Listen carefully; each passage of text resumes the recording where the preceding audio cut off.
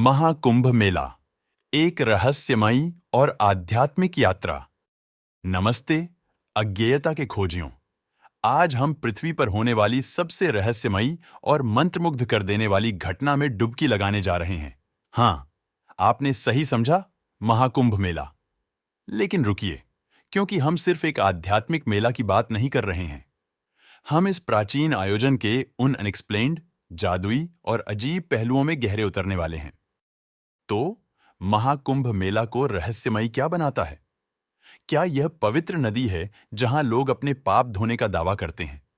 क्या यह अरबों श्रद्धालु हैं, या वह अजीब आकाशीय घटनाएं जो हर 144 वर्षों में घटती हैं? या फिर क्या यह कुछ और गहरा और गुप्त है? चलिए पता करते हैं, क्या कहते हो? महाकुंभ मेला की कथा हमें एक प्राचीन आकाशीय युद्ध, समुद्र मंथन की ओर ले जाती है, जहां देवता और दानव अमृत के कलश के लिए लड़े थे, जो अमरता दे सकता था। लेकिन यहां पहला रहस्य है, क्यों अमृत 4 विशिष्ट स्थानों हरिद्वार, नासिक, उज्जैन और प्रयागराज में गिरा? क्या यह सिर्फ संयोग था, या इन स्थानों के पीछे कुछ और गहरा राज था? और क्यों, ओ क्यों, हम इसे कुंभ कहते हैं, जो कि वैसे कलश का मतलब है। लगता है कोई हमें कुछ बताने की कोशिश कर रहा है। अब यहां पर और भी दिलचस्प बातें हैं। महाकुंभ मेला तब होता है जब सूर्य, चंद्रमा और गुरु ग्रह एक विशिष्ट स्थिति में होते हैं हर 144 वर्षों में। मेरा मतलब है, प्राचीन ऋषियों ने यह कैसे पता किया, बिना गूगल या अंतरिक्ष दूरदर्शी के? क्या उनके पास कोई दिव्य ब्रह्मांडीय जीपीएस था? और असली सवाल, क्या हम सच में अगले 144 वर्षों तक इंतजार कर सकते हैं?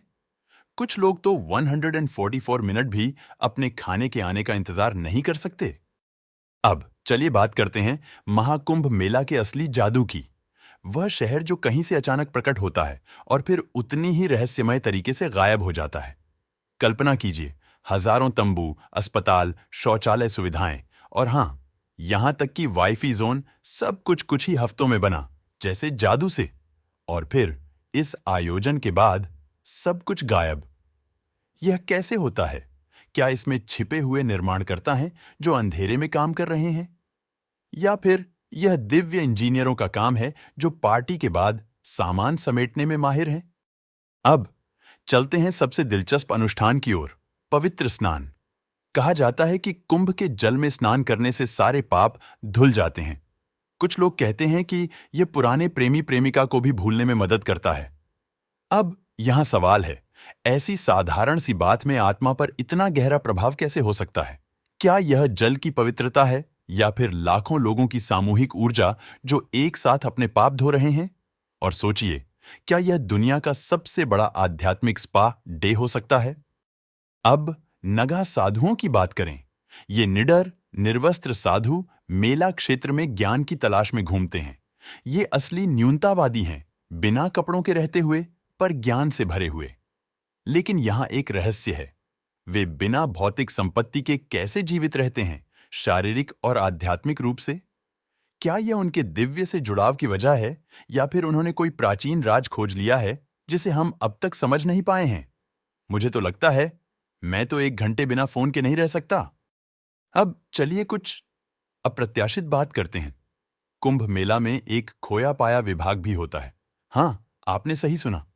कल्पना कीजिए, लाखों लोगों के बीच खोई हुई वस्तुएं, और किसी तरह लोग अपनी खोई हुई चीजें, यहां तक कि परिवार के सदस्य भी फिर से पा लेते हैं। लेकिन यहां सवाल यह है, यह खोई हुई चीजें जैसे मौजे, फोन और कभी-कभी परिवार के सदस्य इतनी अराजकता में कैसे मिल जाती हैं?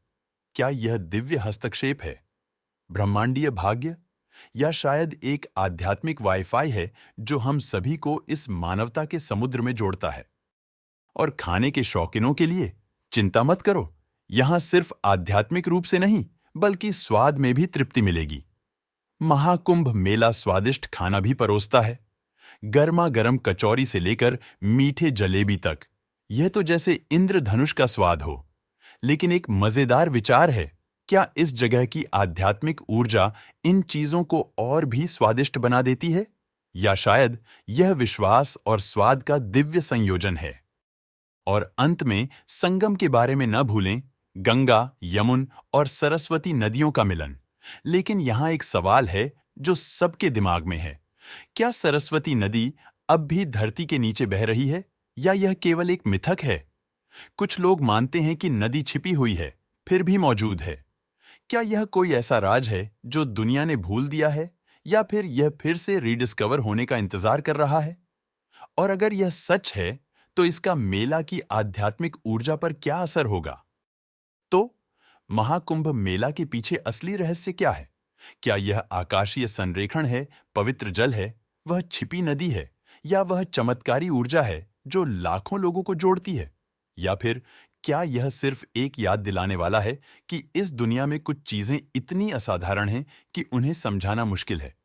हम जो जानते हैं वह यह है कि कुंभ मेला एक ऐसा स्थान है जहां अतीत, वर्तमान और भविष्य मिलते हैं, जहां रहस्य जन्मते हैं और जहां यहां तक कि सबसे संकोची दिल भी रुककर सोचने पर मजबूर हो जाते हैं।